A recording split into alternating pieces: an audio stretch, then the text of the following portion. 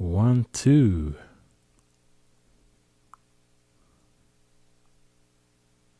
Hello. Is it working? Oh yeah, it is working. Okay. Let's see, do I have anyone here?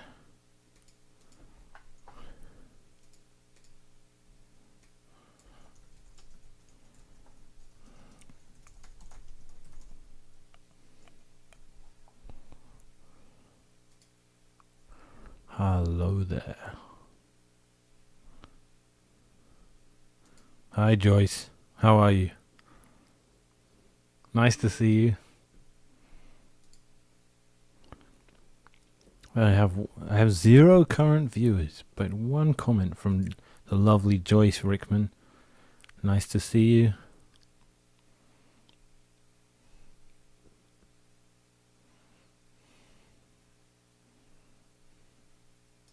OBS. Yes, 2 viewers. Can you can hear me okay? The volume's good?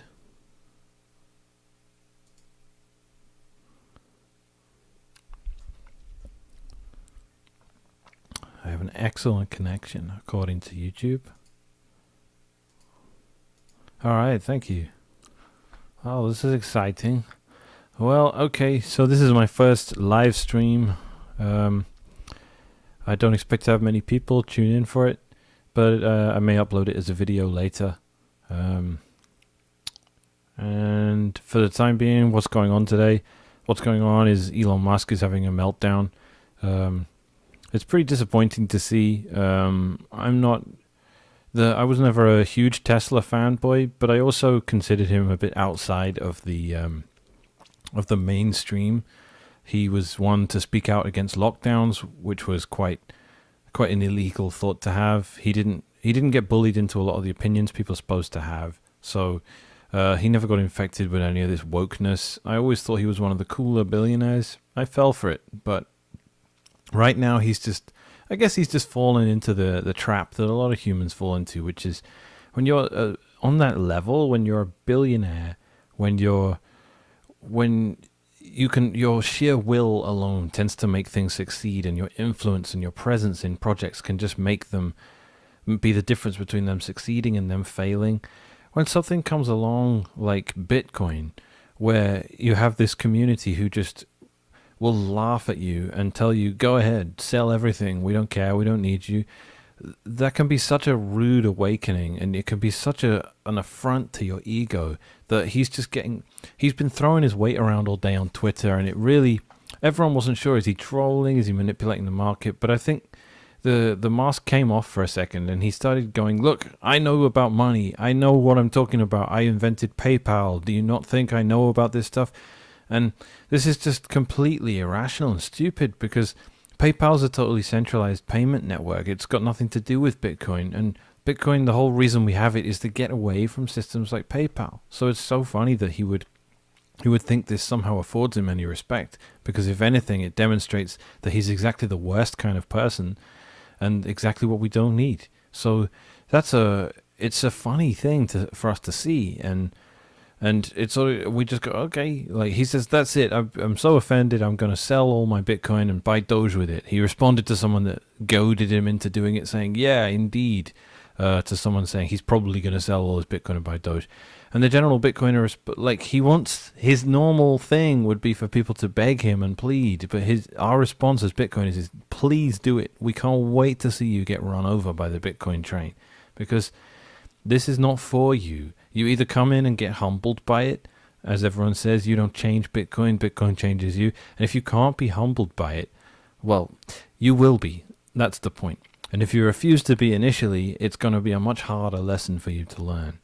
So the Elon thing has been disappointing, but to anyone that's a bit worried, to anyone this is their first Bitcoin bull market, we've suffered far worse.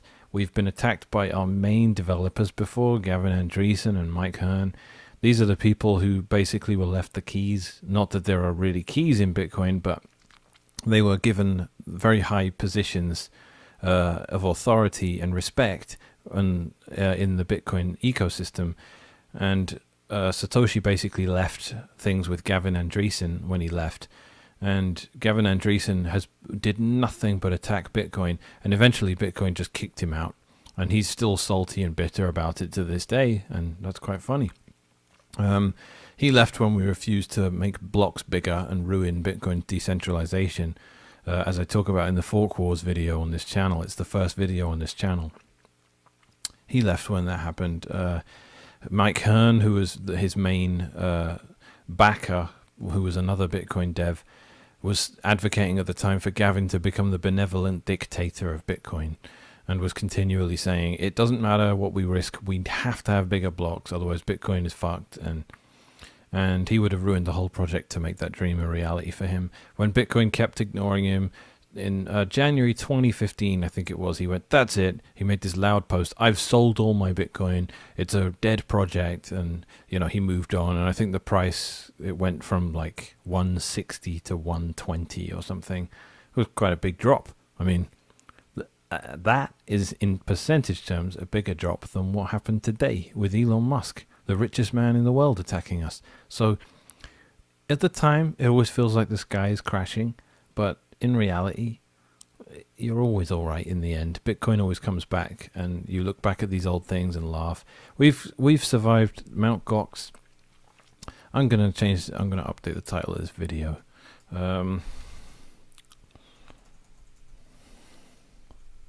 What shall I call it? Bitcoin always survives. Yeah, we've survived so much. We survived Mount Gox. 80% of Bitcoin traffic, 80% of the world's exchanges were done on Mount Gox. Mount Gox collapsed, lost almost 1 million Bitcoin. The Bitcoin price basically tanked from a little bit above $1,000 all the way down to about 150. We survived, no problem. It was a bit of a miserable time for a while, but we survived it. What else did we survive in Bitcoin? We survived China pretending they were going to make it illegal. We survived that. They did that for 2 years. They just kept saying Bitcoin's going to be illegal, and market would tank, and then it never would. We survived the Fork Wars. We survived Bitcoin Cash. We survived Roger Ver with something like 100,000 Bitcoin, dumping about half of them one night, and pumping Bitcoin Cash at the same time. Bitcoin dropped from $7,000, $8,000, $9,000 all the way down to $5,000, I think, in one night, on a Saturday night, just so no one could get any fresh dollars into the exchanges. We survived that. That was November 2017, I think, maybe October.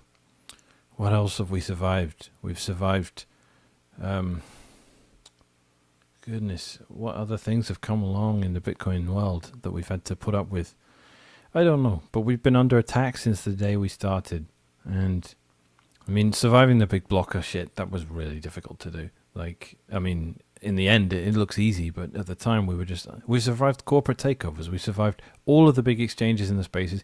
Coinbase, BitPay, Barry Silbert,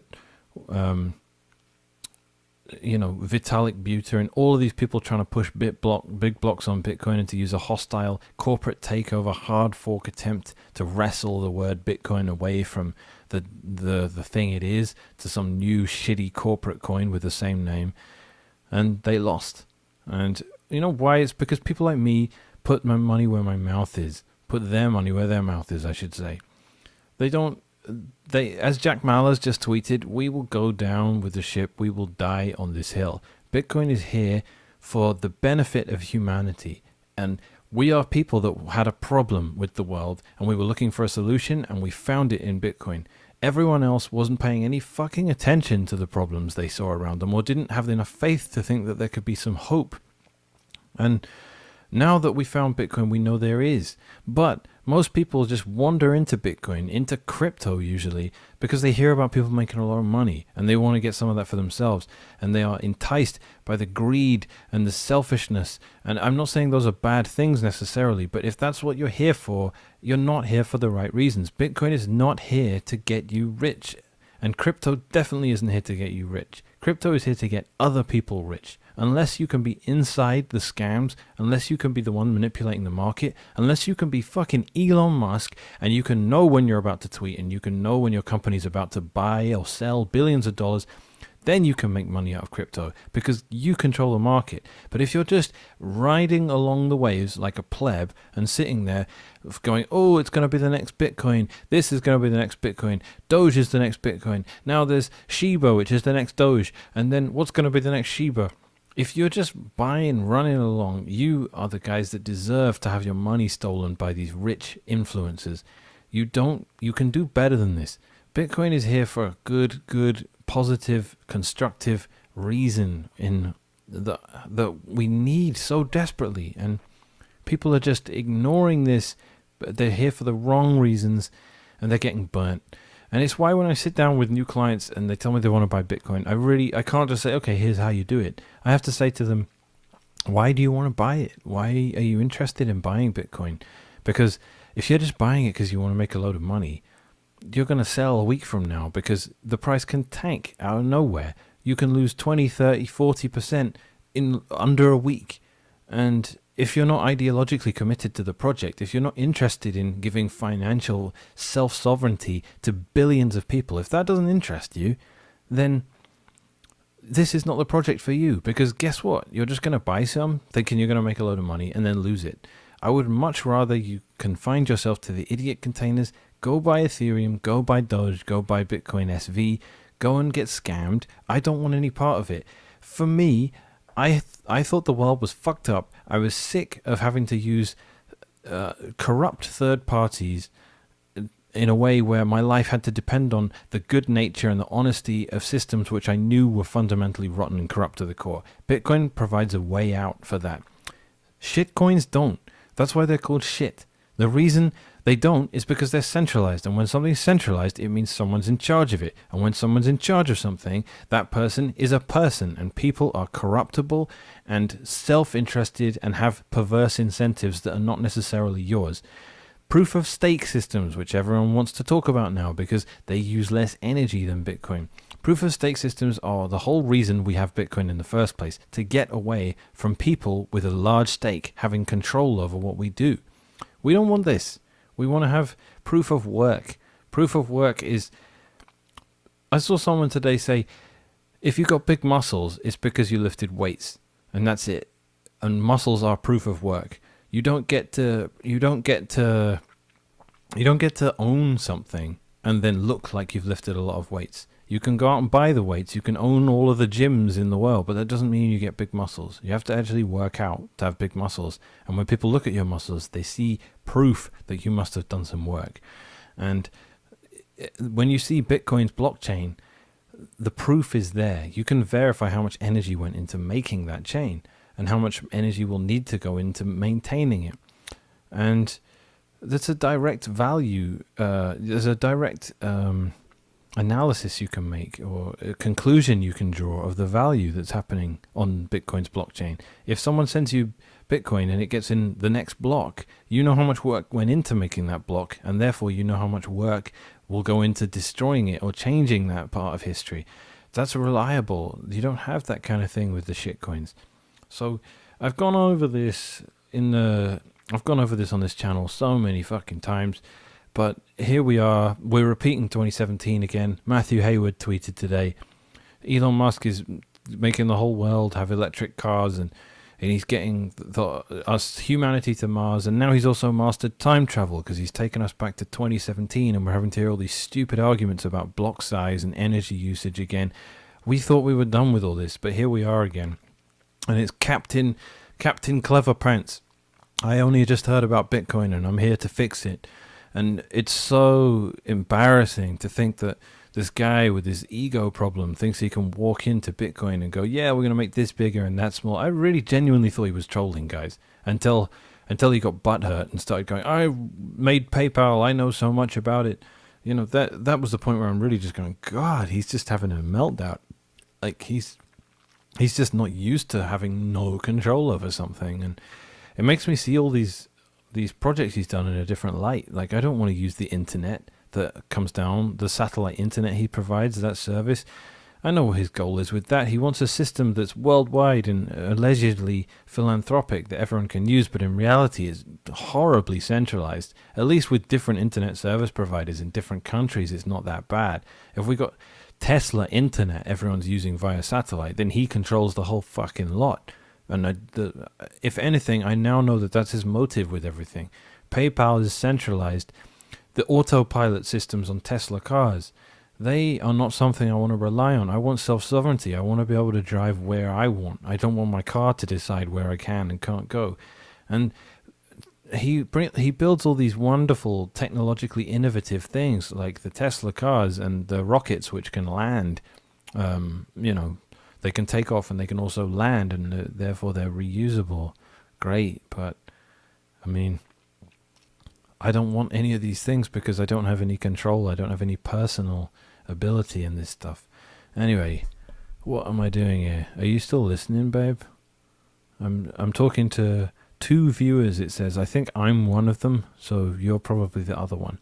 I don't know who the other person is. It might be, it's probably just me. I don't think I'm going to upload this, babe.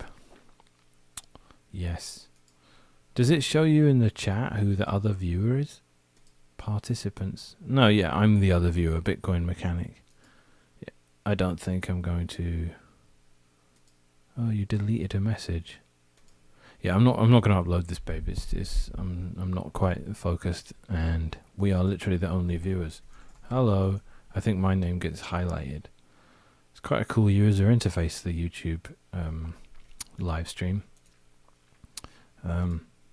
Oh, thank you, babe. How's Poppy? Did she go for a nap again? Or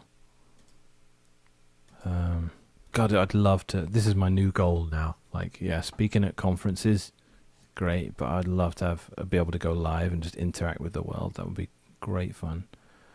Oh, we have a 3rd viewer, I believe. 3 concurrent viewers.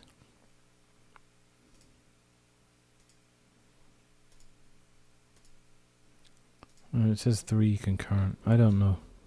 Someone else might have joined for a minute. Tavel. Hey, Tavel. Tavel. Am I saying your name right? Tavel Dakers. Dacries. How you doing, man?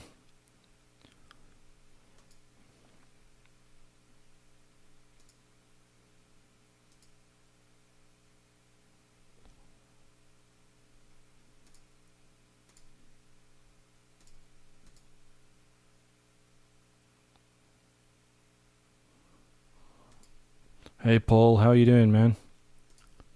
Thanks for tuning in. Okay, I'll keep talking. Anything you want to talk about?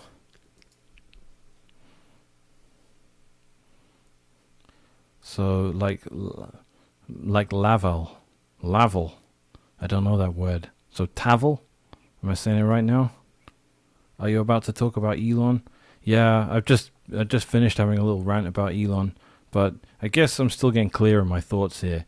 So, the main thing with Elon that I can see is that he's just, it's not that he's a stupid man, because we've all been, I think any guy has been in a place where your ego just blocks you and you can't really see what you just get angry, and it makes your IQ drop for a while. And right now he's beating his chest saying, I'm the guy who invented PayPal, or I worked at PayPal, I know how money works. Like, he's clearly being defensive and emotional and angry, and I think this really is just because he's not used to dealing with stuff that works this way. He's in a corporate culture, and he's in a corporate culture that mainly exists due to, it's not even a profitable capitalist business model that he has, and Bitcoin's super capitalist. Like Tesla and SpaceX, these things exist where a lot of tax money can flow into what they do, and there's a lot of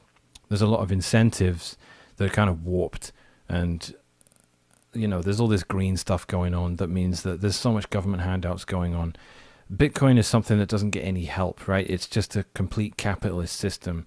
And he's not used to that because when you have capitalism, no one can really influence anyone else in the same way. So, yeah, sorry, I'm being a bit unclear with my point here, but what Elon's doing is he's just not understanding really that, wait a minute, Bitcoin's not just going to do what I say it should do, and these people are laughing at me. And, he thinks that he has so much clout and so much power, and people always think that when they come into Bitcoin, because Bitcoin's for plebs, right? Bitcoin's for people that have to deal with inflation, taking away from their tiny salaries, and it's so easy to explain Bitcoin to anyone in the world that can't get access to a bank account or credit, or or has it's the Argentinian peso or whatever. Those people understand Bitcoin. Billionaires don't get it because billionaires are so used to having influence everywhere they go.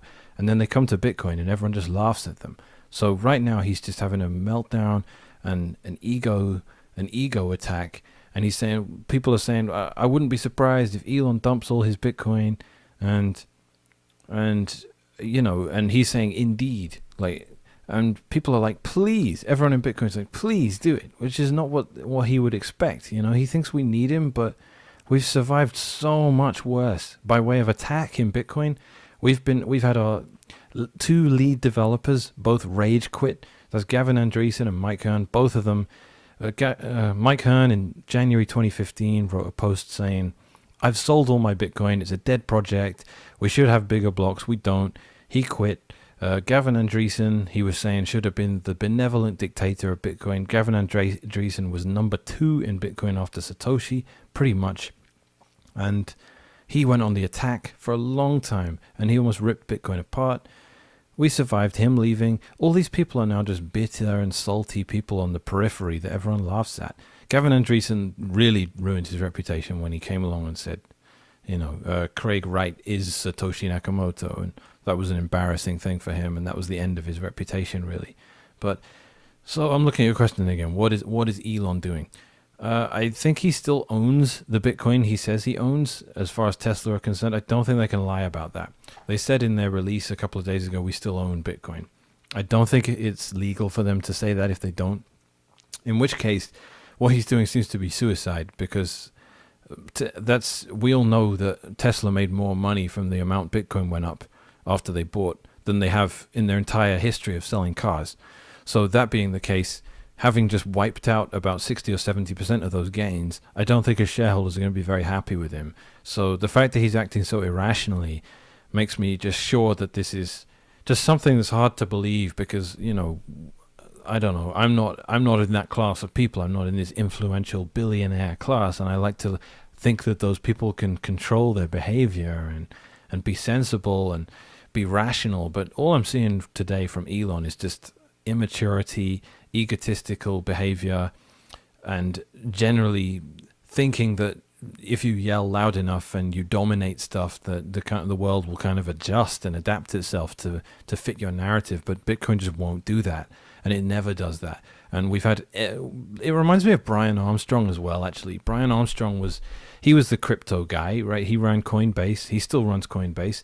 He refused to say the word Bitcoin for 3 years, and he would downplay it and insult it. And this is what Elon's doing with Bitcoin. And it's funny because Bitcoin is the reason Brian Armstrong even has a company. So he came along and was like, it's not about Bitcoin, and it's about not altcoins, but he would call it crypto in general. And fair enough, Coinbase's revenue mainly comes from people selling Bitcoin and buying whatever altcoin it is Coinbase are hyping that week. And they're a shitcoin casino, and that's where their money comes from. And they have every incentive to shit on Bitcoin and encourage people to do more trades into more cryptos. You don't make so much money if you're Coinbase if people just want to transfer in fiat, buy Bitcoin, and leave it. You want more commission, right? So their incentives are definitely a bit warped against Bitcoin, and this explains Brian Armstrong's attitude. But Brian Armstrong, along with a bunch of other very influential people in the Bitcoin ecosystem, all lined up against us in 2017 and said, you're having bigger blocks. We run Bitcoin. And they tried to fork it, and Bitcoin laughed at them and said no.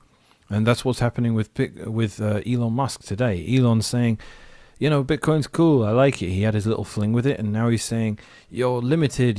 We need bigger blocks. We need faster blocks. And we're like, no, dude. Not only are all these terrible ideas, but they're terrible ideas that powerful people tried to force on us before, and they go look at them now. They're all embarrassed and humbled. And look at Barry Silbert. Barry Silbert is, I mean, most of them have apologized. Brian Armstrong never apologized, but Eric Voorhees did, I think. And there were a lot of powerful players that tried to push stuff on Bitcoin that Bitcoin didn't want, and they got stomped flat. So with Elon Musk, it's funny because he's the richest man in the world. He's the meme king. He's enormous. He's just so in the public eye, and watching him have the beginning of this altercation with Bitcoin is hilarious, man. It's gonna be funny. Like today, we're down. Couldn't control BTC, so he moved to Doge. Exactly. This is the thing. Doge is ridiculously centralized. There aren't any developers working on it actively at the moment. So Elon Musk can put together one team and do whatever he likes with it. And at that point, it becomes very much a centralized thing that Elon Musk controls, which is exactly the kind of systems Elon Musk likes. They all sound good in theory, like self-driving cars and satellite internet for everyone. But what happens if we switch to this? It means you can't fucking control your own car anymore. It's not going to go to a place. You're not going to be able to drive somewhere where Tesla doesn't think you should be able to drive. And if you have satellite internet all over the planet, I mean, the internet is kind of centralized at the moment. Like, you don't have many ISPs. Out where I live in Canada, you only have 2 ISPs. But if the whole world is connected to Elon's satellite internet, guess what? Websites he doesn't like aren't going to be available on it. Of course, it becomes a nightmare, Orwellian thing. So that's what he wants to do with cryptocurrency, even if he's not aware of his own motivation. I think with these people, they want to liberate humanity, but they want to be the ones in charge of how it goes. And we know how that goes. That means they start out with good intentions, and then they just end up with their boot on everyone's neck. And it's because people just, they love power, they love control. And what we can see from, if Elon was doing what Michael Saylor did, Michael Saylor has been humbled by Bitcoin, and he bought all these domains like hope.com, and he thinks Bitcoin is just a hopeful, wonderful thing that we all need to support. Elon is busy just doing this whole thing for the most crappy reasons that as far as I can tell. But what's funny about it is, if I can zoom out for a minute and just get past the stress of having watched the price plummet so much, I just know that in a few months, worst case, a few years, we look back at this and laugh, just like we did with Mt. Gox collapsing. I mean, we were never going to survive Mt. Gox collapsing. 800,000 Bitcoins gone. The world's biggest exchange, 80% of all Bitcoin exchange that happened in the world were on Mt. Gox. Mt. Gox collapses from above $1,000 a Bitcoin down to $150. How the fuck do we ever survive that? And now you look at a chart today, and it's going up like this, but you see this tiny little bump from late 2013, and you're like, oh, yeah, that was when that happened. And then you get to see every other turbulent event in Bitcoin's history and go, wow.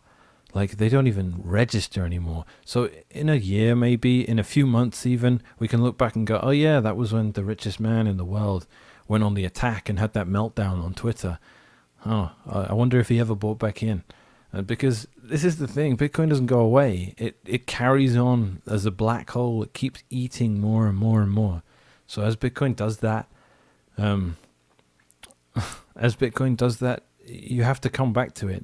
Even if you had a violent breakup with it, as my girlfriend said earlier, she said, this feels like a bad breakup or something. But Bitcoin don't care. Bitcoin's feelings don't get hurt. Honey Badger don't care. But yeah, I mean, as far as I can tell, like, I've been puzzled by it, Paul. Like, what's going on with Elon? I've been looking at it. I'm like, is he trolling? Like, because it doesn't even make sense. It's not even consistent with what he was, the little back and forth he had with Jack Dorsey from Twitter. Like, it hasn't really made a lot of sense. But today, I think I really saw where I was like, you're just, like, even with the response he made to Michael Saylor, where he's like, oh, you know what you should do, Michael Saylor? You should go to, like, a Halloween party with, like, Bitcoin tattooed on your legs. And, like, if you love Bitcoin, why don't you just marry it? Like, this is just like watching someone, I don't know, it's like watching a high school, not bully, but just like a little suck up, just get pissed off. And I don't get it. He's like a beta to his own alpha, something like that. He's just he's King Elon Musk is being insulted and not respected, and he can't have this. And obviously something's wrong with Bitcoin, and we're going to go way better. And there's all these analogies for spacecrafts as well. Like people going, okay, we're going to come and make the rocket 8 times bigger and 20 times faster. And there's a reason it don't work like that, Elon. It doesn't. It's not as simple as that. You can't just make stuff bigger and faster because you have things to consider. You have security and stability. And Peter Todd already roasted him. Peter Todd's an old core developer who's just an absolute technical genius. And he was just laughing out loud at Elon going, if you do this with Dogecoin, if you make it 10 times faster, or if you make blocks larger, you make it impossible for there to be more than one pool. Like you almost violate what you need from the speed of light. But even if you just ignore that for a minute, it becomes impossible for you to have a decentralized group of mining pools. You can only have one group of miners, in which case, congratulations. What's a cryptocurrency with one mining pool? We know what that is. It's PayPal. It's just PayPal with its own PayPal coin that gets arbitrary. So if you send someone $20 over PayPal, on the way they turn the $20 into $20 worth of PayPal coin, move that on their own network to the other end, and then turn it back into dollars again. It's basically inventing a token for no reason. The only reason you have a token in Bitcoin, because you have Bitcoin the coin and you have Bitcoin the network, the reason you have both of them is because they reinforce each other. You can't rely on miners to secure the Bitcoin network if they don't have a token they earn from doing that, and the token gets its value and its security from the fact that they are doing that. So the two complement each other. This is not true in other systems. So with a system like, if you want any other system that's a payment network that's centralized, they don't need their own tokens. That's why there's no Visa coin or MasterCard coin or PayPal coin or SEPA coin or ACH coin or any of these things, because they don't need an actual token, because there's no incentive. They don't need to create an incentive for people to secure the network that's internal to the network. So if you do have Dogecoin take off as a result of Elon pumping it, there's always going to be that question of, why does Dogecoin itself exist? And there's no good answer to that. But yeah, I'm rambling, but I mean, I think, yeah, you can't take control over Bitcoin. You can try and you'll get slapped in the face. You can only become influential if you submit to it, like Michael Saylor has. And Elon can't do that. Way too big of an ego, and just, so there he goes. I mean, I don't know if he's moved to Doge exactly. He's threatened to. But I also find it really fucking unethical, man. Like, Bitcoin is not here to... It's not Bitcoin got everyone rich. Doge is the next Bitcoin. Now, that might get me rich. Doge can't do for humanity what Bitcoin can do. Humanity can be...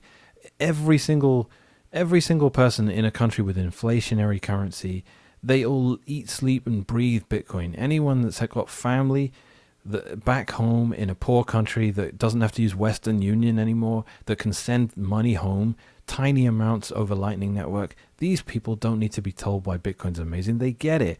And they're not sitting there going, yeah, what about Dogecoin?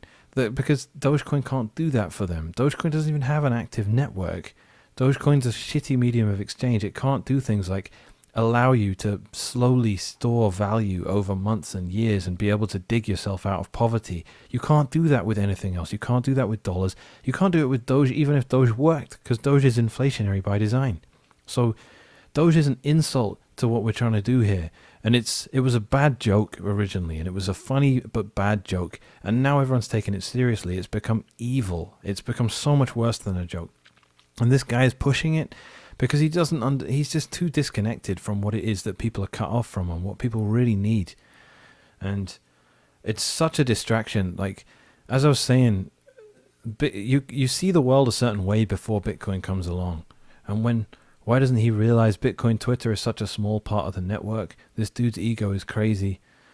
I mean, I don't know why he doesn't realize these things. Why doesn't he realize Bitcoin Twitter? Like, a lot of people aren't on Twitter, for example. I mean, I don't know if I agree that it's such a small part of the network. I mean, Bitcoin Twitter is It's a good question. Like, how representative of Bitcoin itself is the is the Twitter community? I don't know. I mean, it's got a reputation for being super toxic, but I don't think that's a fair reputation. I think we're tired of scammers and con artists and Vitalik Buterins and all these people, and we don't have any patience for them because we know that they're trying to distract people from what's going on here, and so we're called toxic. But I mean, where else would you go? I mean, I'm interested in what you're saying, Tavel, if I'm saying your name right. What's another interesting part? Yeah, I thought he was trolling too. Like, yeah, he likes to troll. He definitely does. He's got, like, people want to call him immature. I always liked that about him. I always liked the fact that he wasn't posting woke stuff or, kowtowing to various, like, cancel culture things. I liked that. I liked that he would be risky, and it was one of the reasons I celebrated Elon in the past.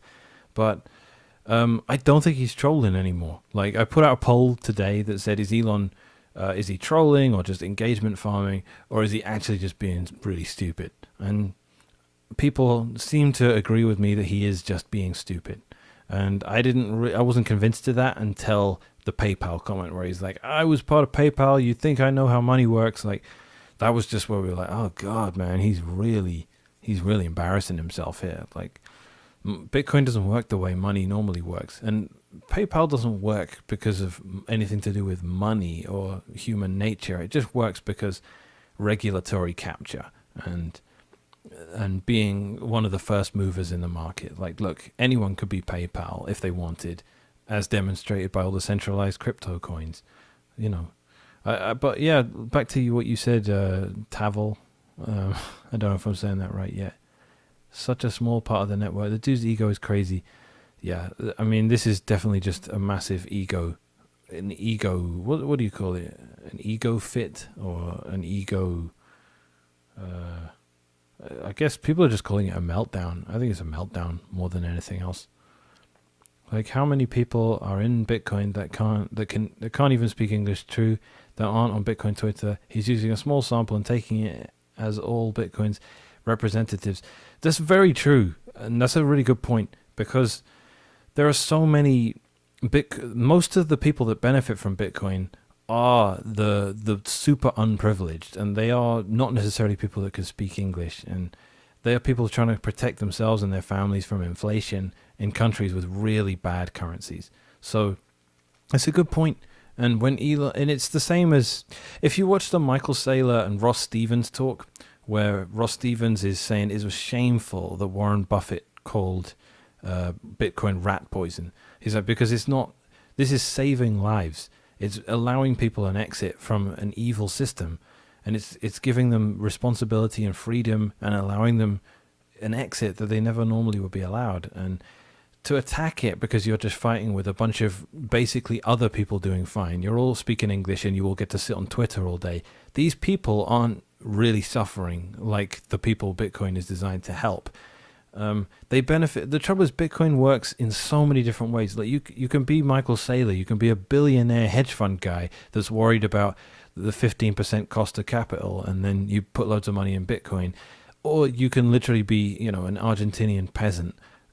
It works for either of you in different ways, but just getting so people are arguing amongst themselves in this tiny little niche. Like, yeah, I actually agree with you. The more I think about what you're saying, this Bitcoin Twitter is a tiny part of what Bitcoin is, and as a result of him falling out of love with that, he's completely ignoring the larger mission of the project and attacking it and doing so much damage. Not that it's going to really last, but I more feel for the people that everything else that's revolutionary in fintech that comes along is out of bounds for the average investor, even in, middle class Western society or working class Western society, relatively privileged, right? But everything that comes out is usually not accessible to them. Bitcoin was the first thing where the plebs like us could get involved and I don't mean third world plebs. I mean, just working class Westerners. It was the first thing where they could find, because if they try and play by the financial system's rules, with Robinhood, with GameStop, all that stuff, they just get they just get the goalpost moved on them. Bitcoin was the thing where it's like the establishment don't get this yet, but we do, so we can buy it before they do. And it's not before anymore because it's 2021 and we've got hedge funds and we've got all these major players moving in and big insurance companies and banks. We got so much of this stuff now that it's not really early days anymore. So that window's kind of closed, but it's still there. You can still buy into it. But when those people, I don't mean the third worlders, I mean the bottom of Western society, when those people are tricked by Elon and all these shitcoin promoters like Vitalik and Roger Ver and Kim.com, and when those people, and John McPhee, when they push people into shitcoins, that's the one that really makes me sad because I relate to it the most because I come from that background. I don't come from a wealthy bow tie wearing background. I come from normal working class Western. And we don't touch stocks and shares. We don't do all that because we feel intuitively that the game is rigged. And if you want, if a hedge fund goes over 100% short GameStop, and you can do the math and you go, all I need to do is convince a few other people on Reddit to buy tens, maybe hundreds of thousands of dollars worth of stock in this, we can get a short squeeze going. We can make money for ourselves and we can bankrupt the hedge fund. If you even try and play by those rules, what happens is the broker, Robinhood, will say, that's it, we pause trading and we're going to not allow you to buy any more of this stock for your own good. That kind of shit makes me go, I'm staying out of this whole thing. And you're right to stay out of the whole thing. So I think it's better to go completely off grid, a new parallel economy, Bitcoin, and just win. You can just win so big in Bitcoin, but people are getting pushed away and distracted because of this stupid stuff by people like Elon Musk who just don't care. They don't care about the opportunity that this presents for most people. For Tesla, it's an opportunity to preserve some capital and not lose some money to inflation. Great, amazing. They don't care about censorship resistance. They don't care about being able to have something that can't be confiscated by the government. They don't care about any of this stuff because they're so powerful they can control that anyway. Tesla doesn't have to worry about that stuff. A lot of other people do, and Bitcoin provides this value that it's just so ignorant of him not to be able to see it. And I'm so glad that Michael Saylor can see it. I'm so glad that Michael Saylor bought Hope.com and understands that this is what humanity needs. It's not a game, Elon. It's a serious thing for people. It's not. Dogecoin is a bit of fun, but please don't stop promoting it to people as serious. Taval, the Bitcoin community also needs to mature. We wake up every day drooling at the fact that another company might adopt Bitcoin to pump our bags. Elon is exposing that. What is the end goal here? I think a lot of Bitcoiners hide under the altruistic good of society, but really they just want to get rich. Really, we shouldn't care when it's adopted by corps or billionaires. I agree. I saw a great tweet today, someone saying in April, Bitcoiners have lost their way, they've sold their soul to Silicon Valley, they are, something along those lines. And in May, Bitcoiners are pushing away billionaires, they're rejecting people who might invest in it, they're shooting themselves in the foot. But it's like, which one is it? Make up your mind, because we're doing all right. Bitcoin will accept it if Tesla buys, but I don't want to be I don't want to lose the moral perspective that you have there, because it's important. And we enjoy the price going up, and we try to remind ourselves that the price of one Bitcoin is one Bitcoin. It doesn't matter what you paid for it. It doesn't matter if that dollar value is more or less. If you really believe in it, then it's a good thing that you own some, and you should own as much as you can, and you should hold it for as long as you possibly can, and you should defer selling it for as long as possible, because it's better than anything else you might have, unless we're talking about your daily expenses, and you've got to live and you've got to provide for yourself and your family. But it's good otherwise to keep what you can in Bitcoin, just on principle. And I try not to be too guilty of it. The Bitcoin community also needs to mature. Yeah, like when it comes to maturity, yeah, we can be pretty immature. We can definitely tag, what's it called? We can definitely pile on people on Twitter and bully them. And yeah, I've seen that. And Elon is pretty hurt by what's going on. I think so. But another company about to adopt Bitcoin. Yeah, I know. But I don't want to see them as the enemy, right? I don't want to see big companies and multinationals adopting Bitcoin Like, I'm not gonna. It's Reddit is the worst, really. Reddit, and like you mentioned Twitter, but I think Reddit is really the worst for just not top post being some company is now buying a lot of Bitcoin or someone accepts Bitcoin or something like that. And yeah, it's always a mixed blessing, right? Like it's you got to understand this comes from a like some Schadenfreude perhaps, because I've been around since 2011 and we've watched all of these companies like PayPal, like Microsoft.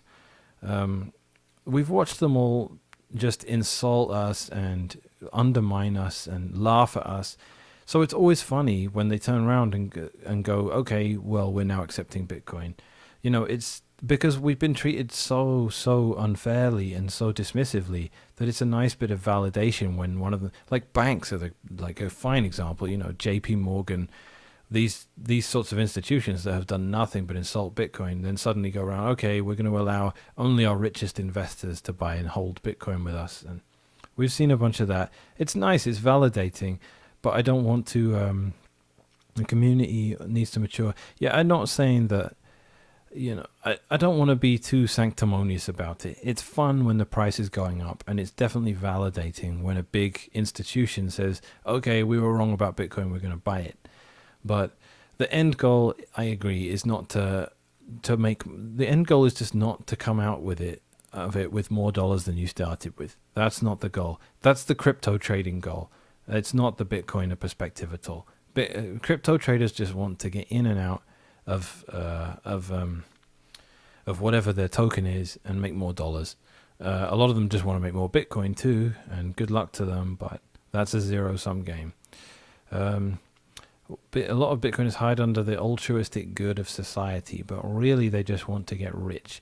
Really, we shouldn't care when it's adopted. Yeah, yes, but there's nothing wrong with wanting to be rich. And I think it's just, I would more think, what are you trying to be rich in? Are you trying to be rich in dollars, or are you trying to be rich in Bitcoin? Because if you're trying to be rich in Bitcoin, then that's fine by me, because you're just slowly soaking up the deflationary supply and you're just accumulating more and more and more, and you're learning more about the system as you do it. And I'm okay with that. But if you want to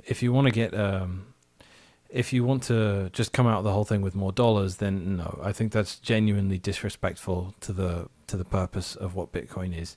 And it sounds a little religious and cultish to some people, but when people want to trade it or on any time frame, I just think go trade something else. Like if you want to be a technical analyst of the market, trade literally anything else. Why would you do it with Bitcoin where there's this massive asymmetric risk? You don't want to be short or in dollars, and then Bitcoin suddenly, 10x's over the course of a month. We know that's going to happen eventually, and you want to be in Bitcoin for it. You don't want to have less Bitcoin than you might have had. But I've been through 3 bull cycles, and I never want to sell. I never want to sell when it's going up, and I never want to sell when it's going down either. So, hi Ben, thanks for joining. If we're not bullish on the future of the fiat ecosystem, then what is the point of expressing crypto in fiat terms? Well, the world still uses fiat predominantly as its yardstick for the measure of value. So even though it's a very flawed one, and it's one that shrinks in its representation of value every year by an increasing amount via inflation, there's so much being lost in your purchasing power every year at the moment, every month even. I think it was 2% in April that Canada suffered inflation. Yeah, we think on a Bitcoin standard. Of course, it's a new language. We tried to think on a Bitcoin standard.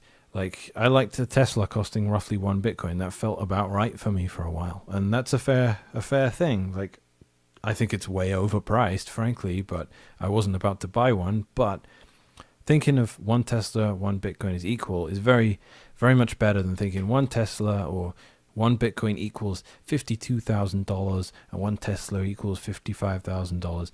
Get rid of the dollar from your thinking. I agree. We are definitely not bullish on the future of the fiat ecosystem.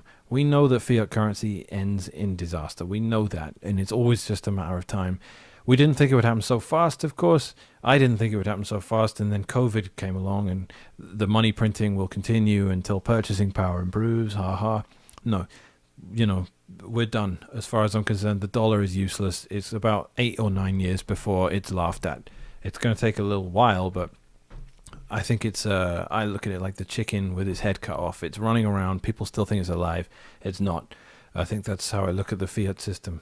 It's just the dollar is done. Fiat currency is done, but it looks alive still. But I think any smart people have found Bitcoin now. It's sucked all of the store of value energy out of the precious metals market. What are you saying again here, Tavel? I guess what I'm saying is when Elon shitposts Bitcoin, I start seeing people talking about how he's hurting people in third world countries. Most of them don't care. They're just mad their bags are going down. Yeah, I mean, if you're just here for the pump, then yeah, I mean, I agree. Again, I agree, but there's more to it than that, right? Because Bitcoin does need a certain amount of people. I mean, at the end of the day, when the world is on a Bitcoin standard, people aren't going to change, and people still have human nature. So most people aren't going to be operating out of this good, wonderful thing. They're just going to be using a system that's good for humanity, but they don't care about whether it's good or bad necessarily, or they haven't put the conscious effort in to think about why it's good. They're just using it because why not? If that's what everyone else uses, if someone's, a good example is, right, I had a friend who was buying Bitcoin in a Bitcoin ATM once, and when he was doing it, there was a woman nearby who just was trying to buy some too, because she got ransomware attacked and had to buy some Bitcoin and had to go to a Bitcoin ATM. She didn't know anything about Bitcoin. She didn't want to be using it even, but she needed to in order to pay off this ransomware attack she'd been suffering. And that's the future of the world, right? Bitcoin isn't, they say it's not for everyone, but it's for anyone. And you're going to be using Bitcoin whether you like it or not. You're going to be using Bitcoin for bad reasons, for good reasons. And you say most of them don't care. And you might be right, but I don't really know how to gauge that. I actually don't think that's true. And I think that's one thing we can be grateful for the crypto space for. If people come into Bitcoin because they just want to make money and they just want to see their bags go up rather than down, I think those people end up just getting sucked into shitcoins.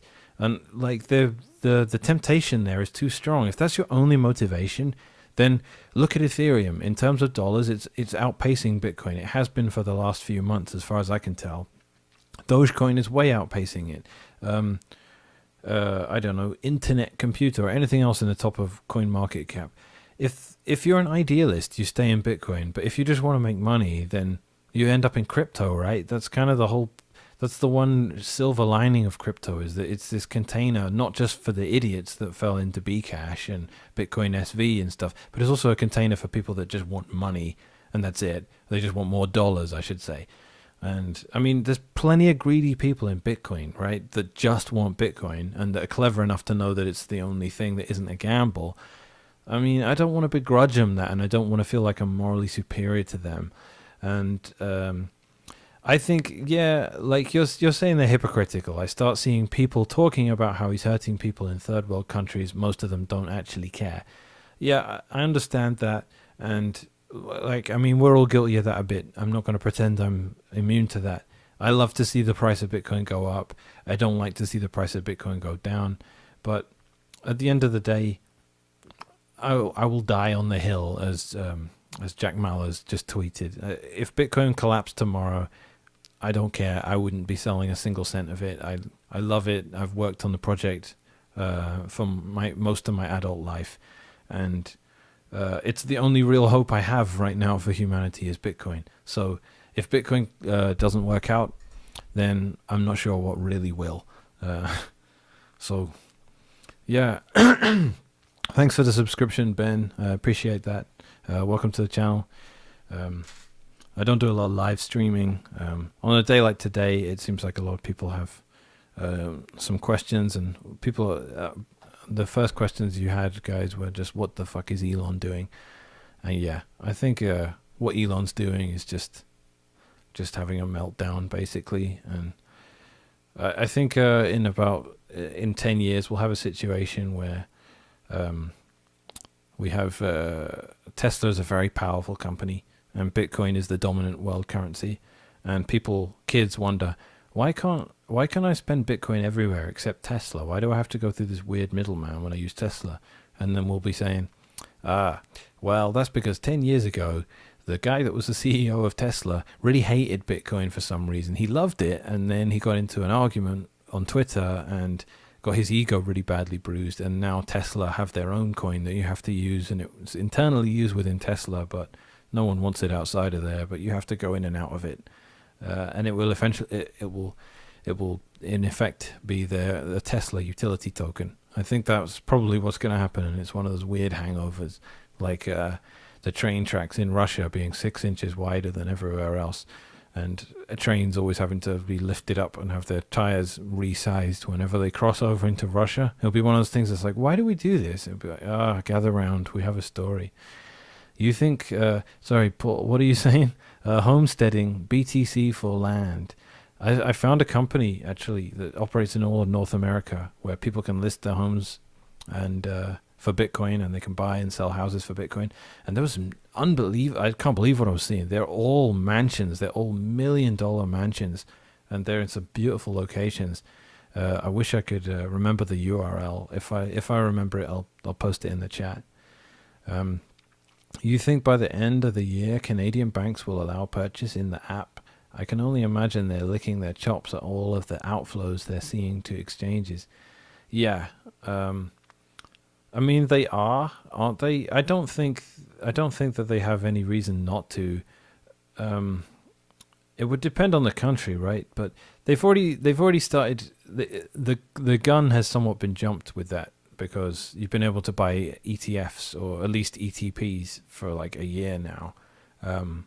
And that just requires opening a share dealing account and then moving but that's still within your bank, or you can just get an actual broker. But yeah, I mean, I don't think so. For some reason, I don't think banks can pivot into being the crypto industry that are just a sort of revised relic or a refurbished industry. I don't think so. I always thought that you'd get Coinbase and Kraken. Well, Kraken already did get banking charters, and then they just take care of the little bit that's banking, which is a really trivial part of finance, and their main thing is crypto. I thought that was actually what I expected to happen.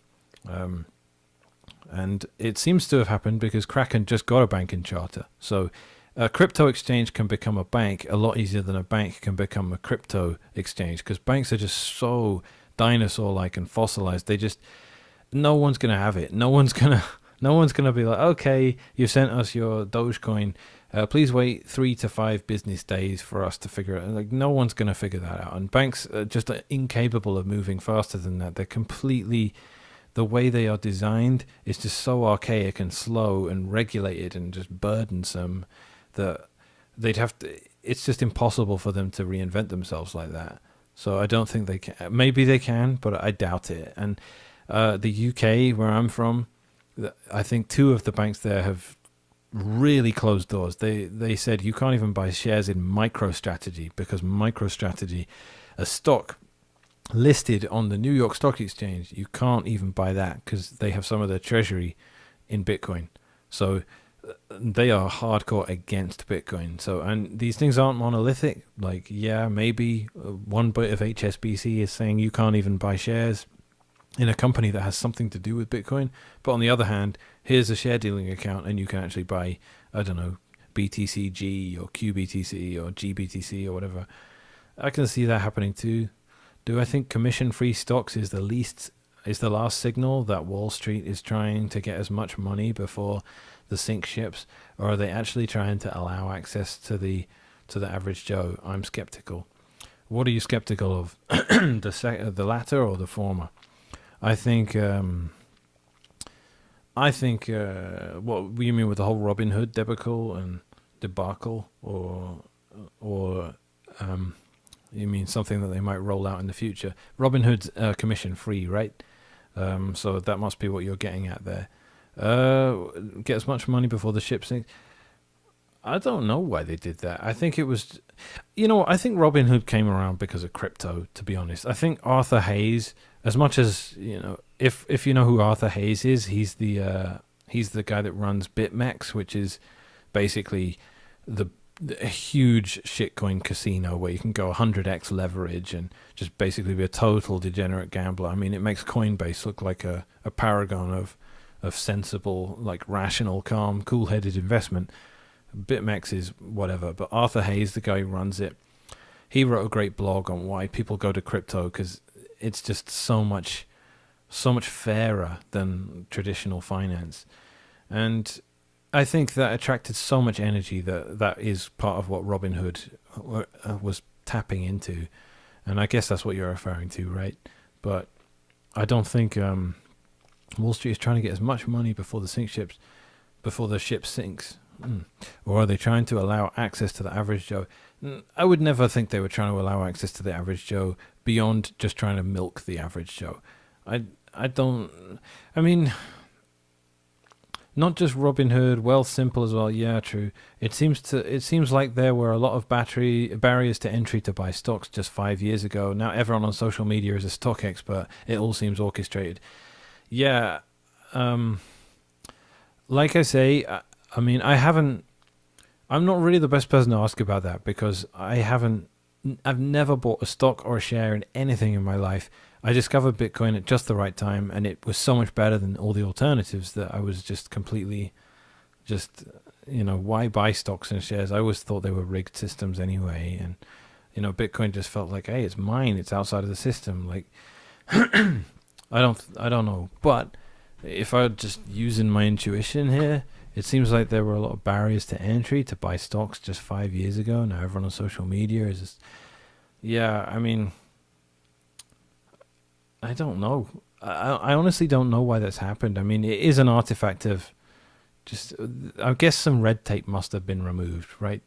But it's always been possible to buy stocks and shares using just a share dealing account in your bank account for your average Westerner anyway. I mean, yeah, it's not true. Obviously, like 4 billion people can't get access to the kind of things it's a very small minority that can even access Robinhood and Wealthsimple, right? Like that's still, yeah, it's access to like the working class and people that wouldn't normally dabble in stocks and shares, but it's still only available to Westerners, right? So I don't, as cynical as I am, I can't really see any direct reason for it other than it just being a good business model. Like, hold on, no, wait, I've just remembered. I know why Robinhood and Wealthsimple and things like that exist. It's because Robinhood, the old mantra of the anti-big data crusaders is, if it's free, then you're not the customer, you're the product, right? So that's true of Facebook, and that's true of Google, and all of these things are, what they do is they take what you do and they sell your habits and your profiles onto advertisers and third parties. And Robinhood, as far as I can tell, their business model, giving you commission-free trading, the way they made their money is by allowing every one of their rich and connected friends. I think it was Citadel, the owner of the hedge fund that everyone was trying to bankrupt by short squeezing GameStop. What they were trying to do then is they were selling Citadel all of the information on the trading patterns of all of their clients, and that was something worth acquiring. So I don't know, it's kind of like asking why have record labels decided to just make music pretty much available for free to everyone on Spotify? It's not because I think it's the same thing, right? It's of benefit to them to do so. We can figure out what the benefits are, but figure out if that aligns with you or not. And I don't think using Robinhood aligns with you. I don't think using Robinhood aligns with anyone, really, unless, it's just you giving up your data and your trading and your personal, history of what you're doing and saying, great, I got some commission-free trading. Oh, yeah, I used Gmail. I got some free emails, but of course none of it's free. You're just paying for it in ways you don't understand. And I think it's like saying, with credit cards, everyone's like, oh, using Bitcoin's complicated and Lightning is even more complicated and Bitcoin's expensive and all this. But people think, unless you're a merchant, you don't understand how how much goes into just being able to use a credit card and go beep. Like the fact that you can commit fraud with it, and the convenience of it, and the fact that there's a whole infrastructure being maintained behind the scenes, costs everyone so much money that it's reflected just generally in the prices of everything you buy, and all of that value is being siphoned off in a way that you can't see. So with Robinhood, the fact that you can trade for free means value is coming from somewhere, and you're the ones creating it, and it's being siphoned off from what you're doing to people that are pulling the strings. And I thought Robinhood, I thought there'd be jail for what went on there. That was obvious market manipulation, and as far as I know, that didn't happen. I haven't been following the GameStop story for the last month or so. It was a lot of fun for a weekend or two. Hey, why don't we take a look at Trading View? Let's have some fun, shall we? Let's look at GME. Is it? Yeah, GME Corporation. Oh, it's actually really sort of stabled. It's gone really one giant. I wonder if there's a way for me to share my screen here. It's gone into a massive symmetric triangle. Not that technical analysis means very much. Actually, no, it's a lot more skewed to the downside than the upside. Doesn't look like it's doing super great, to be honest. But yeah, I'd say if I'm looking at it and I'm doing my chart astrology, it looks like it's going to go down rather than up. Anyway, Ben, you also don't actually own the crypto if you buy it on Robinhood. Yeah, of course. Probably did get people who wouldn't have normally been interested. Hopefully they learn enough to get off Robinhood. Yeah, you mean with regard to just crypto itself? I hadn't even thought about that. You guys, for the whole time I've been talking here, it hasn't even occurred to me that you could buy crypto on Robinhood. I forgot about that completely. Yeah, buying Bitcoin on Robinhood, you'll get, if you say like, oh, I own some Bitcoin on Robinhood, like on Reddit or something like that, people will jump down your throat straight away and be like, you don't own any Bitcoin, you don't. There's a lot of education and community. There's a lot of I forget what word I'm trying to use here. There's a lot of reflexes, like not your keys, not your coins. There's a lot of natural knee-jerk reactions going on in the Bitcoin ecosystem. I don't know if it exists for the shit coins because they don't have self-sovereignty as their mindset. So if you go to the Ethereum subreddit and say, I just bought some Ether on Robinhood, does everyone say, you don't actually own any? I don't think they have the same approach. Like no one runs full nodes in Ethereum because you can't. There are no dedicated hardware wallets like cold cards for Ethereum because people just aren't really so interested in those kinds of principles there. But yeah, people who did get probably did get people who wouldn't have normally been interested. Hopefully they learn enough to get off Robinhood. I think the thing that gets people off Robinhood is when Robinhood collapse with everyone's Bitcoin on there. But you know that phrase, people who don't learn history are doomed to repeat it? We've got enough history now, guys. We've got Mt. Gox collapsing with 600,000 Bitcoin. We've got Quadriga collapsing with $300 million worth of Bitcoin and crypto, though they probably didn't have what they said they had on their balance sheet because Cotton was gambling it all on BitMEX and lost and then faked his own death. I don't know. That's not really accepted yet, but it's probably what happened. If people aren't learning the lesson now and they're still going to leave their Bitcoin and their crypto on exchanges, and then it's the later part of the quote, which is people who learn history are doomed to watch people who don't learn history repeat the mistakes they know they shouldn't be making. So people are going to keep leaving crypto on exchanges. They're going to keep using Robinhood. Do I think Binance is done? I saw the SEC is probing into them. How would BNB not be considered a security? Good question. I think Binance will survive. I think it will be an ugly back and forth for a little while, but I think Binance will ultimately survive it. Ripple is still here. Ripple is far more obviously a security. I believe Ripple Labs is America in jurisdiction. Binance, I don't think is. It just has an American arm. So I wish I knew definitively those facts, but the SEC is probing into them From what I can tell, they've been fairly cooperative so far. It doesn't look like there's going to be that much. I don't know. I think they'll be all right, frankly. How would BNB? BNB is a security, but I mean, precedent has been set now. I mean, BNB is more of a security. It's more obviously a security than Ether is on the Ethereum network, and the SEC have definitely come out and said Ethereum is not a security. I agree with you. BNB definitely is a security, but who knows? Maybe a whole new class will be invented by this. But yeah, it definitely falls under the SEC's jurisdiction. Binance Token does. It's a good point. I hadn't actually considered it again. I appreciate you asking me these questions because a lot of this stuff I haven't really thought of. I don't think Binance is done. Even if they find it to be a security and they find Binance being in violation of the securities laws, that doesn't cover all jurisdictions. And I think at the end of the day, it will just be like everything else in the big heavyweight financial stuff, which is they'll pay a fine and they'll move on. And they'll continue on with it, and eventually you'll end up with more of a regulatory moat. And yeah, of course, now I think about it, this is what will happen. They will get found somewhat guilty. They will be made to pay a fine.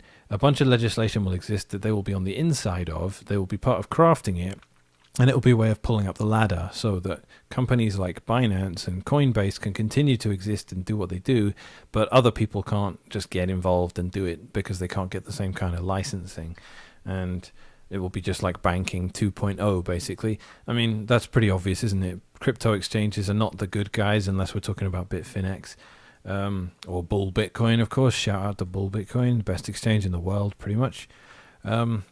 Yeah, Coinbase, Binance, the shitcoin exchanges, we know what ends up with happening with them. They're just banking 2.0. They're going to need a whole bunch of licensing. They're going to pull up the ladder behind them so no one else can do what they do. And that's pretty much it, I'd say. I don't think we'd see much else. Excuse me. So yeah, I'm looking at this GameStop chart. Looks like it's kind of balanced out. Where are we at though? $163. I mean, it's pretty amazing that it's still up so high. I can even turn on a logarithmic chart. Yeah, it's insane that it's done so well and maintained the height it's at. Makes me think, who's winning out of this? Did the hedge fund flip? I mean, it's really gone quite balanced. It's actually gone. If I go onto a logarithmic chart, it almost looks like it's consolidating at the top, but no, that's unfairly generous to it. It's not doing that well. Yeah, GameStop's a good bit of fun. Should we have a look at Doge? See where Dogecoin is. What are we on? Dogecoin Tether.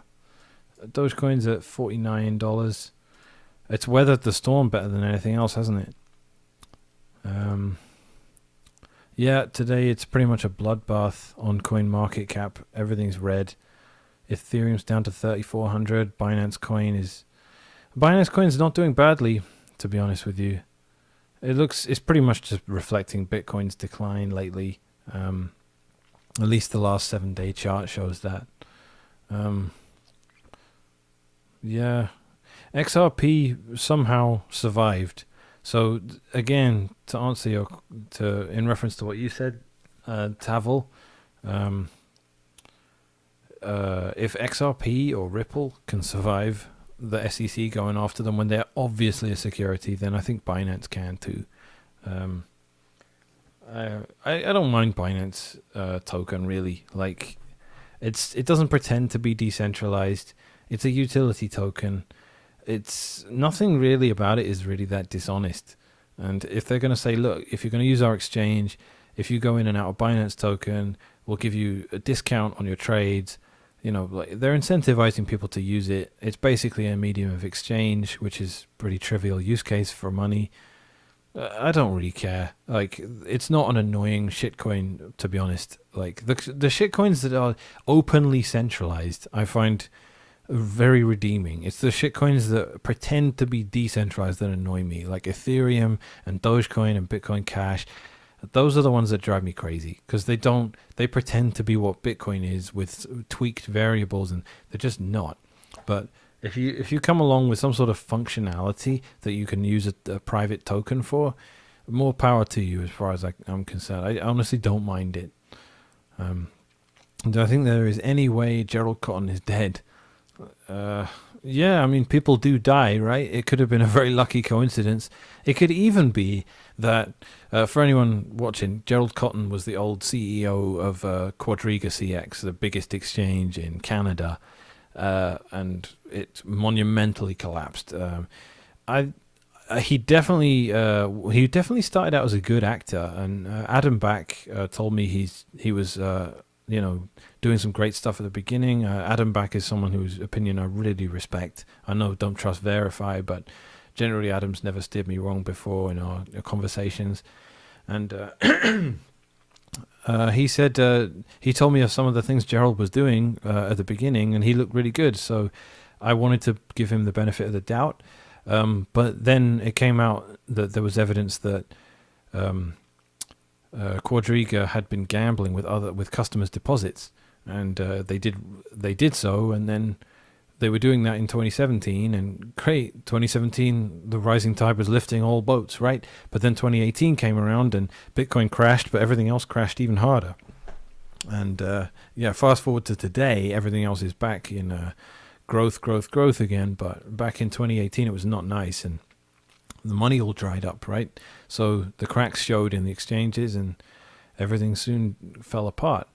But Gerald Cotton, I think he got caught with his pants down, and I think I could say psychologically he probably would have welcomed it if he probably would have welcomed it if he was dying. He probably, if you losing money is one thing, but losing stolen money that is people's Bitcoin that you illegally gamble and lose, like, I don't know, that's a big psychological burden to carry. That's a lot of guilt and a lot of, I don't know how you could look at yourself in the mirror anymore. So you could want your own death at that point.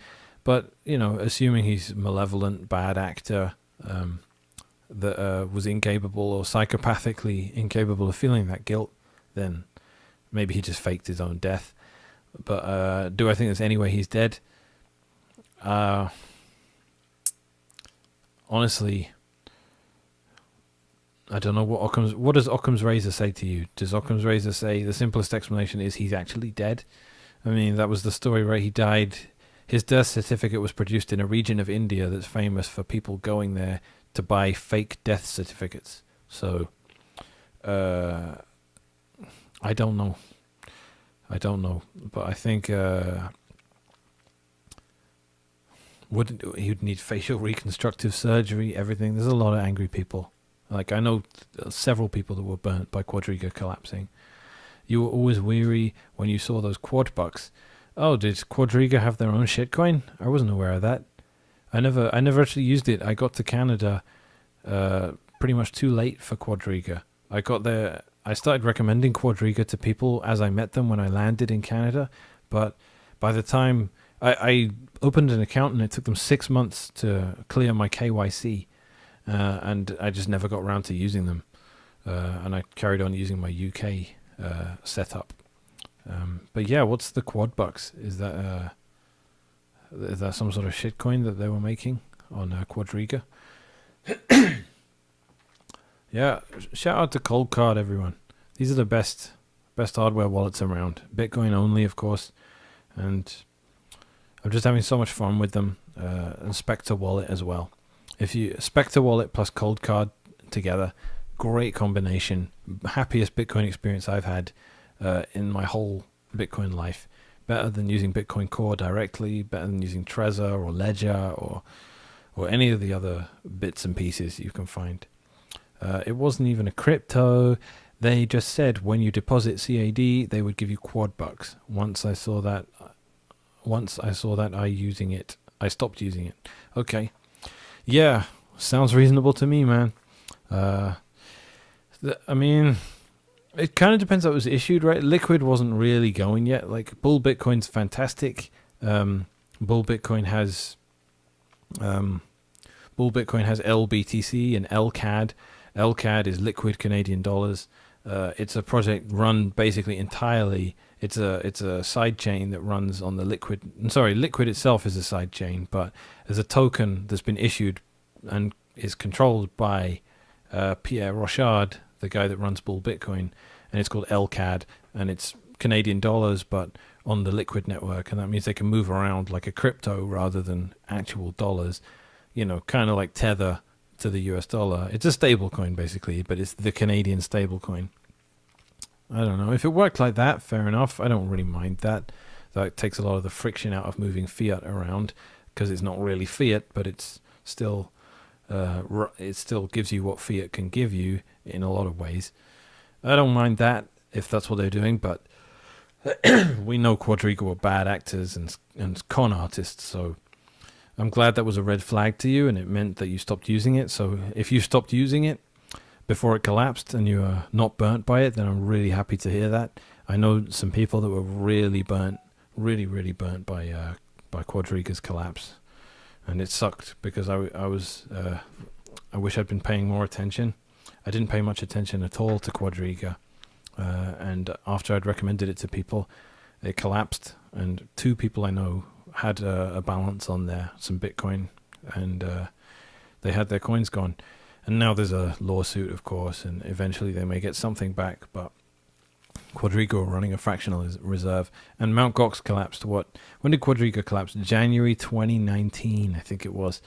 That's how many years after Mt. Gox collapsed, and Mt. Gox people still haven't got any of the money. Mt. Gox people are probably going to get 5% of what they had in there, Bitcoin-wise, but funnily enough, in terms of dollars, that 5% is, the 95% they lost is recovered by Bitcoin's appreciation and then some. So if it takes long enough, it's kind of forced hodling, right? It's cruel, but if you have Bitcoin in an exchange and the exchange collapses and 10 years later you get 5% of the Bitcoin you had in there, for a lot of people you actually make more money that way than you would by being tasked with the responsibility of holding through all of the turbulence. Because most people just can't hack it.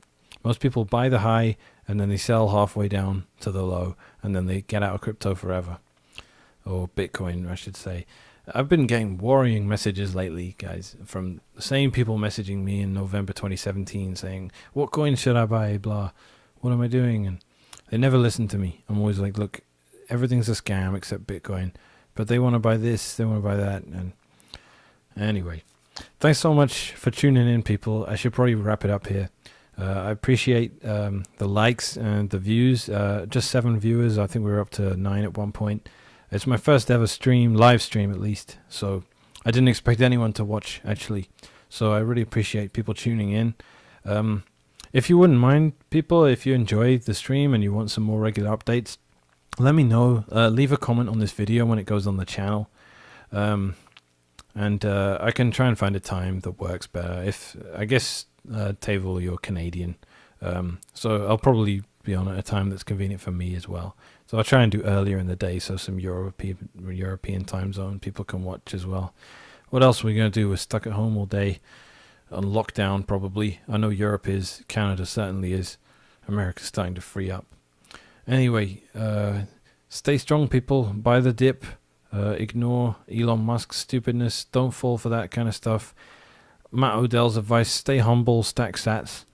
Don't try and outsmart the system. You might be a rocket scientist, but you don't know how money works. So forget about Elon, everyone. And yeah, I'm going to end the stream there. Thanks so much for tuning in, everyone. Bye.